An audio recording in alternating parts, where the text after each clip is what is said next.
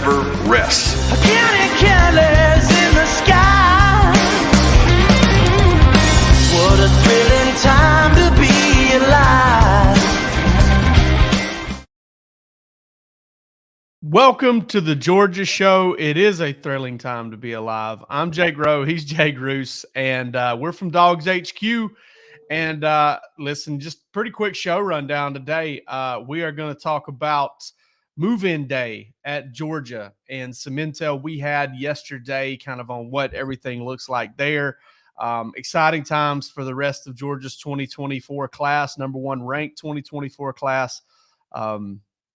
Less than 25% of it moving in on move-in day. It was not as busy of a day yesterday as it normally is. And then we've also got some On3 Elite stuff that is going on in Nashville. Palmer Times, Rusty Mansell are there for us, and they kind of pushed out a ton of information from that yesterday. And we're going to kind of gloss over some of it. Obviously not going to get into it as deeply as we will for our subscribers over at DawgsHQ. $1 for 1 month. If you're not there, you're missing out. There's a lot of great discussion, a lot of cool stuff going on over there. We'll also hear from our partner, Andy Ludicky, over at My Perfect Franchise at some point during the show. We'll keep you guessing. Roos, move-in day. You remember when these things used to be about 20 kids moving in at one time? Man, do you remember like searching the video? Yeah. Like, who is that? Who's this guy? Who's this guy? You know, we didn't get to do that together because we weren't working together at the time, but you would like screenshot it and you would send it to dude. I remember doing it last year to Matt Godwin. I was like, I don't know who this kid is. Because he looked like he looked like a safety. It was Jamal Merriweather. And wow.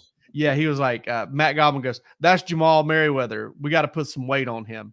And apparently they have, because we've heard nothing but good things about him. No, it was. That really was the event, right? It's like you would go through the event, you would or go through the video, you'd transcribe all the names of everybody you could recognize, and then you'd start screenshotting those dudes you didn't know and sending it to the guys you worked with. And who's this guy? Who's this guy? It was a huge deal. I mean, it was for years and years and years. The early enrolling stuff has really just kind of taken the shine off of that. And I get it. Look, Kirby Smart prefers it that way. I think that's been proven very clear over the. Everybody does. Yeah, right. I mean, it gives you such a leg up. We've seen those guys kind of come in, be able to acclimate, get their bodies right. It makes a huge difference. And I think that we'll continue to see that being the trend moving forward. But they did add some very talented guys to the roster yesterday. And a couple late additions coming still, I believe. Yes. All right. So let me shout out these guys in the comments thus far. The DGD podcast, always here, always from up in the Tar Heel State. I'll be joining you here in a couple weeks. I'm going up to Curry Beach for vacation. Can't wait, DGD. I love the state of North Carolina. Always have. David Johnston in here with a good morning and go Dogs. Jason Cancel is in here, and he says, let's roll. Glad to catch this one live after watching the last show and recording. My man Saheed Huckabee is in here. Go Dogs, he says. And then Mike Mazel, however you pronounce it. I'm sorry if I butchered that, dude. He is also chiming in with the Go Dogs. We very much appreciate it. And hey, listen, get a couple questions in there. We might be able to get to those today, because we don't have a ton to talk about that we would, kind of pull out from under the umbrella of DawgsHQ, but we definitely want to get in to as much of this as we possibly can. Roos, I was thinking about the whole idea of like the early enrollee thing, right? And, this has been discussed. Obviously, you get to go through spring practice and all that stuff. You know what else you get to do? Like, you get a chance to deal with Georgia for the first time in a spring semester, which to me is so much different than whenever I enrolled in a fall semester. I mean, it was night and day between. Here's my thing. My claim to fame at Georgia during the 7 years I spent there, and I did not come away with a PhD or even a graduate degree, buddy. That's a bachelor's, all right, was I made a C. I was an AB student, but I made a C every fall, and I made straight A's every spring. You figure that out. All right. There's just a lot more going on in the fall semester. And I'm telling you, I always thought that if you can graduate early and you can get to experience a campus like Georgia in the spring, it's just a lot less hectic. It's a lot less, crazy. They're not shutting parts of campus down on Thursday for you. I mean, you actually get the chance to kind of get run of the place a little bit for a spring and a summer before having to deal with the fall there. And I'm sure it's even different for players. Yeah, sure. I mean, you got to think too, man. You're coming in during summer, right? There's, you didn't go through spring practice, so you didn't have necessarily that structure around you. You're coming in. You come in the summer, and it's we're starting the off-season program. There's only so much we can do. You guys work out on your own. And they, they get marching orders. They know what they're supposed to be doing. I mean, and they're doing those things, but it's definitely not the structure or the grind that spring practice is. And so I think that, it probably helps acclimate you not only to the school, but it orients you to the culture that you're going to be into in a way that's the summer I believe is probably hard to replicate. Yeah, there's no doubt about that. And not only that, something I think, and I'm not sure nobody even gives, crap about this, but one of the things that, you don't end up spending your first semester at Georgia having to miss classes because you've got to get, you don't have to travel, you've got that whole semester to kind of get settled in and get a good start academically, get those summer classes in. I would love to see kind of because it would probably take a several year, if not, double-digit year study of how much more likely kids are to graduate from a university when they get a little bit of an early start. Because I think there's got to be some work that's been done around that. I think that has to have happened. But I would agree with you. I mean, I see the point you're making, and I do agree with it as well. Yeah, absolutely. Absolutely. So let's kind of take a look at this right here. We got some dudes. Dwight Phillips there, I believe. I believe that is Dwight Phillips. And talking there with Jamal Crawford, not Jamal Crawford. That guy shoots threes or used to. That's Josh Crawford. But yeah, he so there you've got I'm not Palmer Toms at this. I'm not as good at this as everybody else is, but I believe that's Nasir Johnson. Yep. When we start talking about when we're talking about these freshmen that are enrolled already, or these freshmen that moved in yesterday, this is the guy I think has a chance to help Georgia this year. I really do believe he's got a chance to help Georgia. Just kind of came on a little bit late. Justin Green, I believe, is who we have here. Yes, that's correct. Yeah, I'm excited about that guy. He did not get. He kept a pretty low profile. Very much so. His recruitment was not exciting for whatever people want to take from that. I mean, he wasn't in the spotlight a lot. He didn't do a ton of interviews. He kind of just committed to Georgia, and that was it. There wasn't a lot of drama around it. This is a very well-built dude, and I think a guy that people probably forget about a lot. I don't know if you remember this, but we were at we did the Under Armour camp in Carrollton. Was the first time I saw this kid. I really liked him. And at that point, it didn't really seem like Georgia had a great chance. Like it seemed like Georgia was in it, but then Georgia kind of ramped it up after that camp and then got him in the fold. And that ultimately, I think, ended up being a good one. I'm not so sure. At first I thought, 5 technique defensive end. Looking at some of the measurements I've seen from him where he weighed in at I believe it was at the Army All-American, or formerly of the Army All-American game. I think he weighed in around 280, 285. This might be a guy that ends up as a 3 technique maybe before he leaves Georgia. And then right here we have, this is not a Russian mobster. This is Marcus Harrison. And this guy's frightening. Another very lightly discussed prospect in this class. Yeah. You want to talk about low profile? I don't know that kid ever gave an interview. I don't know that. If he did, kudos to whoever got it, because I don't think it was me. But did have a chance to speak with his head coach, and just some glowing things to say about this young guy. Just said, one of the things that this kid that really motivated this kid to come to Georgia was he looked at the depth chart, and rather than run away from it, he said, I want to embrace this. This is a big challenge, and I want to test my mettle and kind of see what I'm made of. And I think that's always really cool when you hear young men taking that approach toward anything, but especially knowing what you're up against at Georgia. Well, Jason Cancel says from his last visit to Athens, which was summer of 2021, probably a lot less trouble to get into during the summer. A lot less trouble to get into during the summer, but you're also a lot more visible because there's just not as many people there. Sure. I don't know if this guy right here, Marcus Harrison, is going to be less visible anywhere he goes because he's 6'7", 330 pounds, and he looks as menacing as anybody possibly could. He looks like he's about to push that cart inside and then throw that golf cart over his shoulder and walk away with it. He looks like he's going to push that cart inside, pull those pillows out, and remove the dead body that's in there. But he's been one of my favorite guys. Now, one guy you're not going to find in this report from us or in the tweet from Georgia is Nate Frazier. Now, I'm going to go ahead and tell you guys, this is not good. I'm just playing. No, Nate Frazier is graduating late. Obviously, being from California, they've got late graduation. Weekend, I think it's like, yeah, I believe so. I want to say Sunday or Monday, I think, is when he's expected to be in town. I believe he graduates on Friday or Saturday. No concern there. Everybody should be good to go. Some other ones that we had reported yesterday, Roos, and this is something, listen, this is the kind of information you're going to get at DawgsHQ all the time. Obviously Ben Urosic, the tight end out of Stanford, is coming in as a transfer. We've also got stay tuned. Next week I've got something coming on him. Oh, cool. Awesome. Awesome. Little teaser there. Teaser.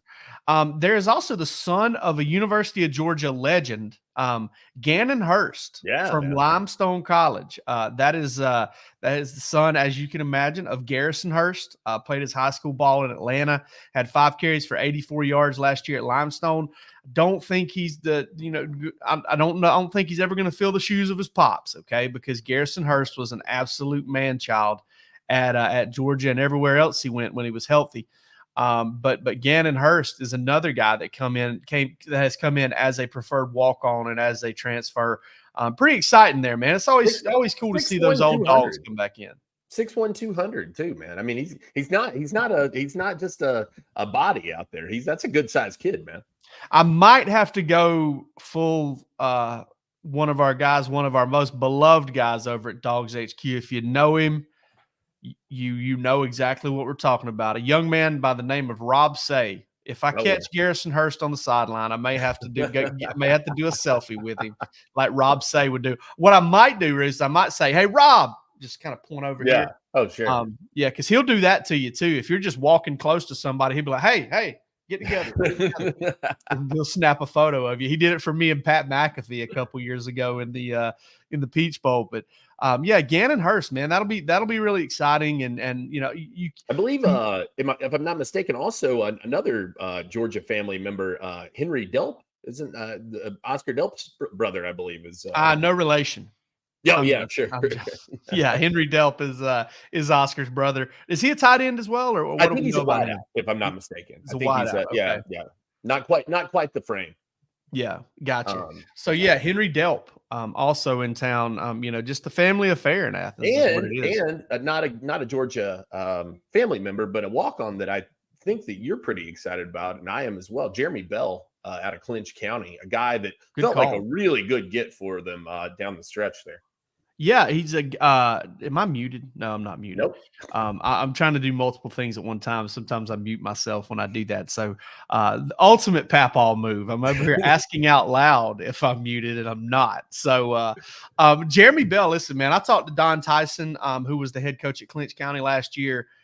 And Don, straight up, I've known Don for a long time. We played high school baseball against each other back in the day. And Don told me he's going to be surprised if in 2 or 3 years, if Jeremy sticks it out and doesn't get to the point where he wants to jump and go to the transfer portal as fast as possible and all that, he told me that if he sticks it out, that he'll be surprised if in 2 or 3 years you're not hearing about him being one of the better athletes on the Georgia football team.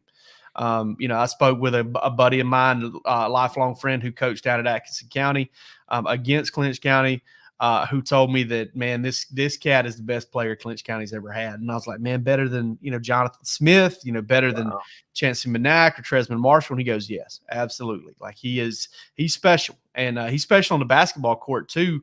I think that I remember Don telling me, Coach Tyson telling me that one of the big, kind of vaults in his career was thinking, I was coming to the conclusion that, like, hey, I'm a good high school basketball player, but my long-term future is at football. And when he finally decided to settle in on it, he became a really good player for them. Yeah.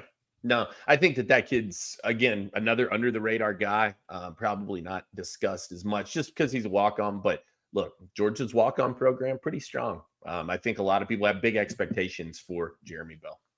And I got big expectations and a pretty strong program over here for you in myperfectfranchise.net. Are you a displaced corporate executive, or are you wanting to put your career in your own hands?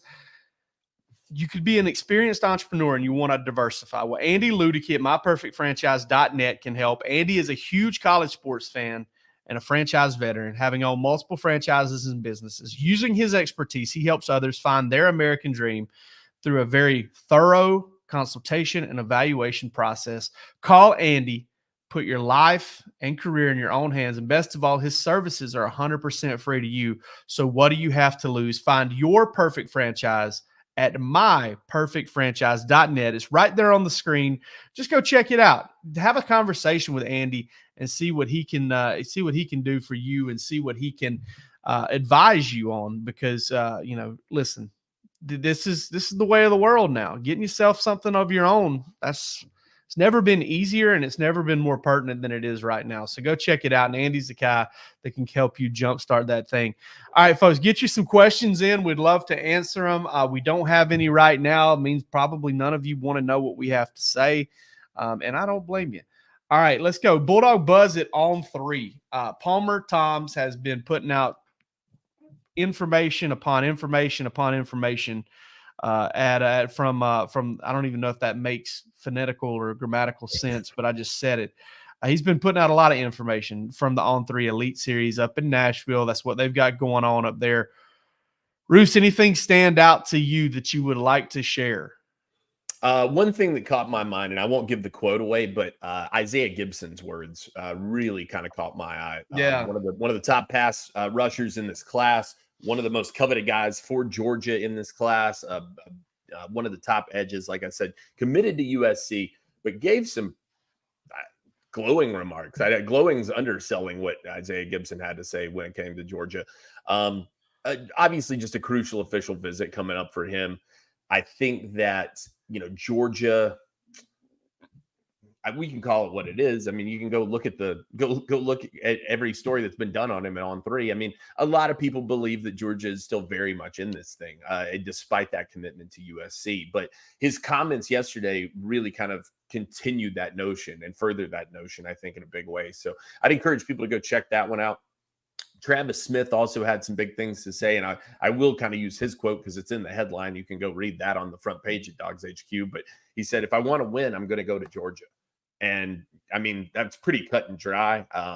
You kind of back yourself into a corner, I think, saying something like that. That's what I was about to say. Like, hey, if you choose somebody else, are we to surmise that you care nothing about winning? Right. Yeah, that was kind of my takeaway. You sort of backed yourself into the corner there a little bit by saying that. But just a lot of really positives, I thought, for Georgia coming out.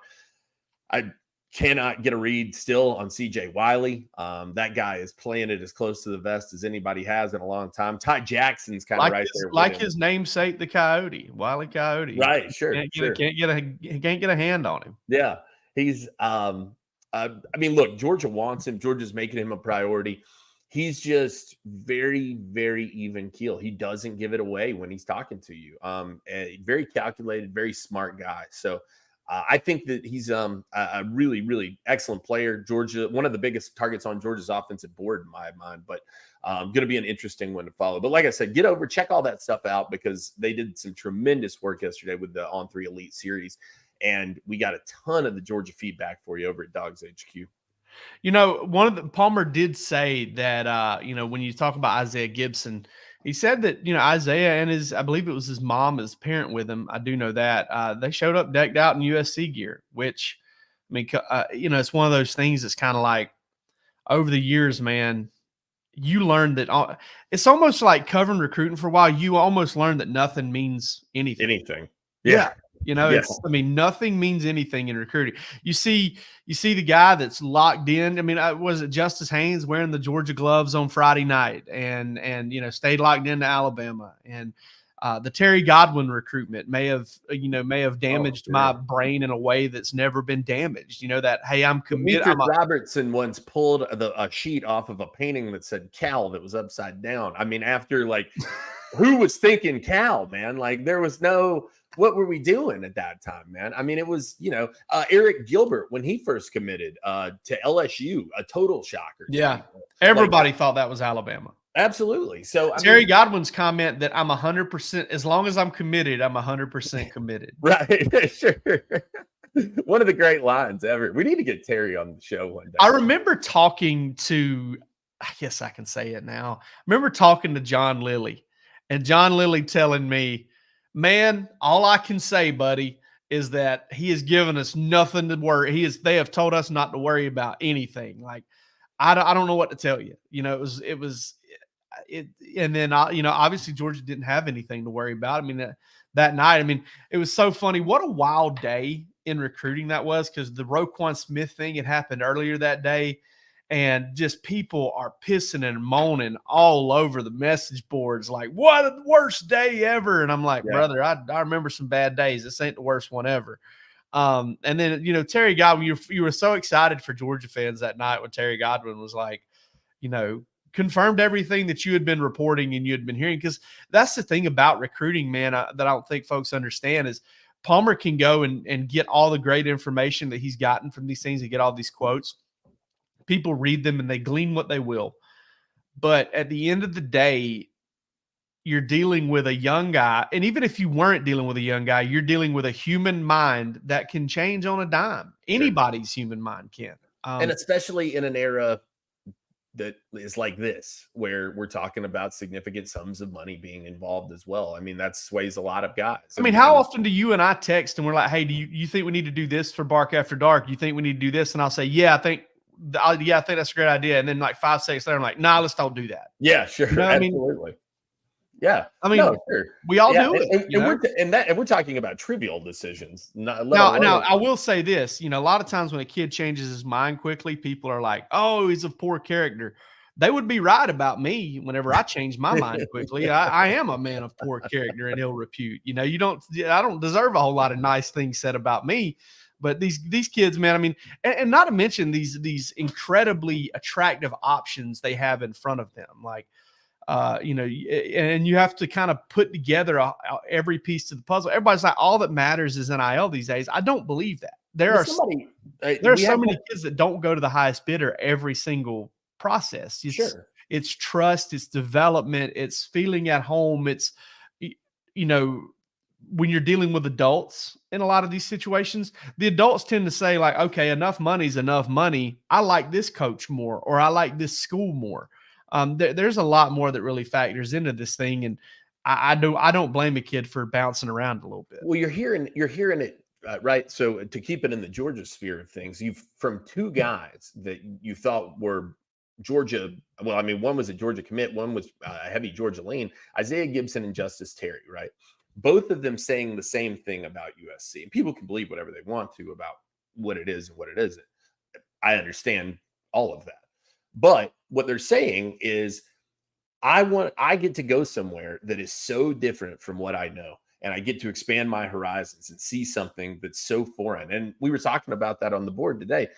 Los Angeles, especially the parts that Southern Cal is going to show you, might as well be Jupiter compared to Warner Robins, man. I mean, there's no comparison between those two things. The glitz and the glamour and the tastemakers and the important people and the beautiful people and it is 24/7 action. Whereas a lot of the towns, I mean, Justice Terry's from Manchester, Georgia, man. I mean, it's not exactly a thriving metropolis. Fine town, don't get me wrong, but it's not Los Angeles, California. We just need to get these people on Bill Shanks's yacht. Yeah, right. So you can want that. There is that aspect too, and I understand that. I get how a kid can get somewhere and get intoxicated with that and say, "Oh my God, like this is insane. This is incredible. It would be, it's something you've never experienced. You're probably not going to experience the same thing. Like, no question. You're not going to experience the same things in Athens, Georgia, that you would in Los Angeles, California. That's just a fact of the matter. Now, when you boil it down to performance on the field, there's a noticeable difference between those two programs. But if that's not all you're seeking, then there is an appeal to USC from the culture standpoint. And I get that. And I think that that's another factor that you hear kind of consistently with these guys is, I want to, in the era of brand building, stuff like that matters. It does 100%. I got to say, I took a little joy in you getting bird nested just a minute ago on that. It is. Yeah. That's we call that the Jake Rowe bird's nest right there. Getting yourself tangled up on your own words. It's what happens when you got marbles in your mouth. All right, so let's get to our man Jason Cancel here. He's got a couple of questions for us, and we encourage everybody to get their questions in because we want to answer them. What's our standing with Jaden Perlotti, Buford High School? I've been told that Georgia doesn't get guys from Buford, so we can probably mark him off the list. Sure. Look, Jaden Perlotti is taking visits. He's not saying the things necessarily that you want your commits to say, right? I mean, he seems a lot more open than some of these guys that are being courted. And I think that that's something that you're going to have to watch for down the whole stretch. I think Southern Cal is going to be an attractive option for him. Auburn's in there. Florida State's looking at him too. I mean, so he's got a lot of top level schools, a lot of schools that people typically worry about when they're talking about recruitments. And, it's one of those. I mean, he's been on the list for a long time. Georgia's courting a lot of linebackers too. So I think that that's something to keep in mind as well. I mean, they haven't slowed up on recruiting the spot despite having him in the fold. So it's going to be an interesting one to follow. If I had to pick, I think I might say that I don't know that I see it right now. If it were signing day tomorrow, I don't know that I would project him to be in the class. But, I think as the summer goes on, official visit season goes on, camps go on, I've told people this in terms of somebody asked for us to do a mock class. And I said, we'll probably wait to do that until July because the next month is about to shape the board in the biggest way that it has been shaped. You're about to learn a lot about the defensive backs. You're about to learn a lot about the safeties, corners, both. You're going to learn a lot about the wide receiver core, I think. Where do they go at running back outside of Bo Walker? There's a lot of unknowns here. And I think that this camp season is really pretty huge for Georgia in that respect. I think you could also mention Bo Walker in the same kind of class as Jaden Perlotti is. I think there's probably just as good a chance that he doesn't end up in this class as he does end up in this class. That's not to say that Georgia doesn't want these guys, but hey, listen, man, if I'm Jaden Perlotti and I'm looking at, the linebacker class Georgia signed last year, and I'm looking at the fact that, you got Troy Bowles and Raylan Wilson and CJ Allen all coming of age. And I mean, that's tough, man. That's just a tough egg to crack right now. And I can't say that everybody's like, well, I always hate hey, he doesn't want to compete. Oh, I'm sure he wants to compete. Nobody's going to hand him a starting job no matter where he goes. But do you want to get yourself in a position where maybe you're having to roll the dice a little bit? Yeah, you're betting on yourself a little bit, but it's a roll of the dice. I mean, you got to go practice for 2 years before maybe you get a really good shot of being a number one guy to put on. And during that 2 years, you're risking injury that could cause you to further get caught up in the wash. Like, there are endless angles with which you have to look at a recruitment. Yeah. And somebody on the board today, we were having a discussion about David Sanders. And I said, there's probably, it's probably being used against Georgia, the 6-person offensive line class that it signed last year. And the guy said, one of the commenters said, well, who would tell David Sanders he's not good enough to play at Georgia? That seems like it would really benefit us. I said, no, I think that it's probably being caged more so as Georgia wants you. We need you. There's a big difference in those statements. And that's what it is. It's not you're not good enough to play at Georgia. It's that you, for us, are a make or break person. For Georgia, you're going to be in a throng of people that could probably play here. And I think that that's something that you have to consider when you're looking at these recruitments. It's not necessarily that Georgia is recruiting guys who don't want to compete. But like you said, you're trying to put yourself in the best position. And when we're talking about brand building, you want film, you want your face on TV. That's how you get commercials. That's how you get, Facebook ads or whatever. I mean, that's how you maximize your star power in the NIL era. And these guys understand that, and they know that better than anybody who's ever come before them. So I think that you've got to take those things into account. And I get that, the Perlotti thing is like that as well. It's, you look at last year's class and the year before that's class, Georgia's really deep at inside linebacker. If you want to walk in and start as a freshman, this is not a good place to come and do it. I got nothing but good things to say about Matt Luke, who is recruiting, David Sanders at Clemson and has allowed Clemson to make a really good move there. The guy helped Georgia hold on to that last Sam Pittman class, and he was in the part of the, he was big part of landing that class with Fairchild, Micah Morris, and Amarius Mims and all that. But his last class at Georgia, where only Ernest Green and Drew Bobo are left, is a big reason why Georgia signed that big class last year, and then now he's able to use that against them. Sometimes these guys, man, they just, they know the situation, and they're able to use that situation to an advantage. We'll see how David Sanders plays out, though. Georgia's going to get him on campus for an official visit in the near future. Jason Kensel also with another one. Can Georgia get C.J. Wiley, Thomas Blackshear, Travis Smith, and Talon Taylor? Yeah, I think that's possible. You're 25% of the way there. Yeah, I mean, I think that if you were to in other classes, if you were to throw a group like that up there, I feel like I'm more confident that Georgia can land that type of group this year than I would have been in years past. And it's not because of who's recruiting them or anything like that. It's just because of where Georgia seems to stand with that group of guys. I think C.J. Wiley right now looks like the toughest get of the group. Even though I do think Georgia's got a very, very good shot at getting him. Looks like them and LSU are really neck and neck there. And honestly, Georgia may be able to play that same card you were talking about there with David Sanders. We need you. We absolutely need you to come in and be a number one wide receiver for us. But I'm also really high on Blackshear. I love Travis Smith, and I think Talon Taylor's a fantastic player too, and I might be the best of the bunch. And again, we can call it what it is. I mean, LSU has a reputation when it comes to wideouts. If you were to lose a wide receiver to LSU, that's not the most surprising thing that could possibly happen. They've put out a lot of good ones. I mean, they had two, I think, drafted in the first round this past year, right? Malik Neighbors and Brian Thomas. Yes. Thomas went late in the first. Justin Jefferson, perhaps Jamar Chase. Perhaps two of the best young receivers in this league, guys who are faces of this league.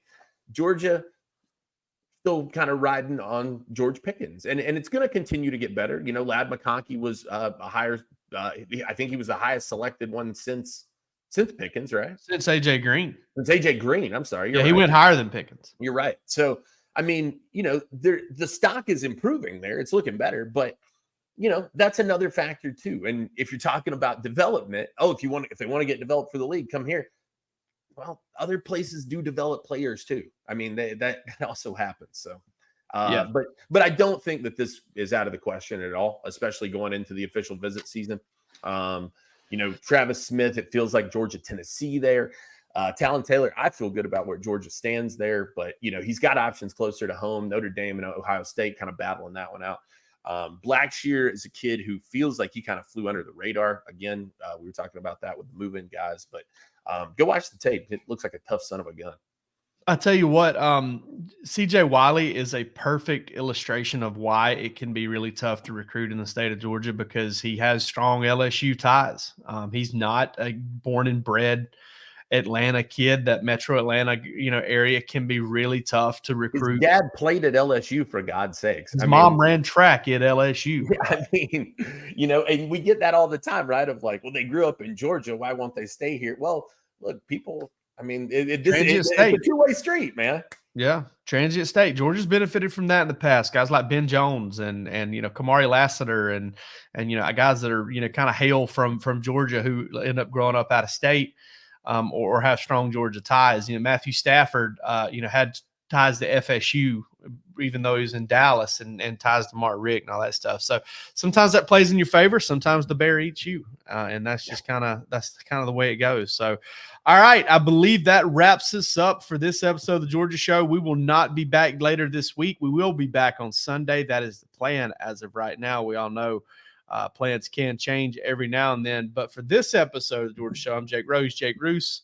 Y'all have a fantastic week.